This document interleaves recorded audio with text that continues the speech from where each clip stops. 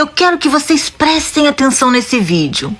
É uma reportagem de um dos maiores apresentadores nos Estados Unidos. Prestem atenção, porque O vídeo está legendado em português, para que vocês possam acompanhar o que ele fala.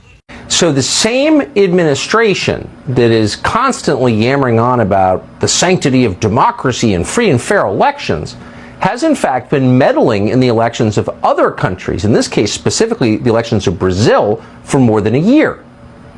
We're not speculating about this. Biden's CIA director personally pressured Jair Bolsonaro's office, that'd be the former president, or still technically the president of Brazil, pressured Bolsonaro to accept the results of the election long before the election took place. Think about that for a minute. You have no obligation to accept the results of an unfair election. In fact, if you believe in democracy, you shouldn't. But no one in Brazil is allowed to complain about it because big tech companies, which have been effectively arms of the Biden administration for 2 years, are censoring anyone who questions the election. So their candidate, Lula da Silva, supposedly won, and you're not allowed to suggest otherwise, period, or air your supposedly guaranteed right to ask about your country. A judge has also ordered that social media companies remove any posts that question the election results. So this is massive suppression, and despite it, or probably because of it, physical protests are breaking out across Brazil. Matt Tierman is an investigative journalist who joins us to assess what exactly is going on here. Matt, thank you so much for joining us tonight. So the Biden administration is admitting they had the CIA director try to bully the president of a sovereign country on the question of his own elections? How can that happen? Well, they don't even think it's a big deal. It's par for the course. In fact, Bernie Sanders was talking about it on Pod Save America, the lefty podcast of former Obama administration alum.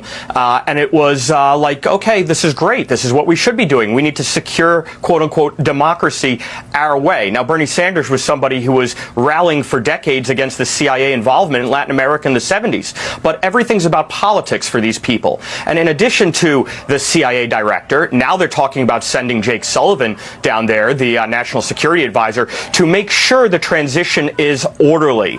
But the bigger deal, I think, is that they have had a see no evil, hear no evil mentality for the last 2 years as Bolsonaro followers, politicians aligned with him, journalists have been censored, imprisoned. I wrote a piece for CDM Press, Todd Wood, who I know you know, and I listed some of these incarcerated journalists. Even a sitting politician, a sitting congressman, was placed under house arrest, and it's continuing right now. Carla Zambelli, an outspoken member of the lower house, the Chamber of Deputies, has been totally purged from social media by diktat of one man, the head of the Brazilian Supreme Court, who also oversees a subsidiary court, the Brazilian Electoral Court. There's no due process here. It is purely by diktat, and these people are losing their voices, and the Biden administration says nothing. Where is that not considered an irregularity electorally? Where's the Organization of American States, the EU, the State Department, the IRI, who monitors elections? They're silent.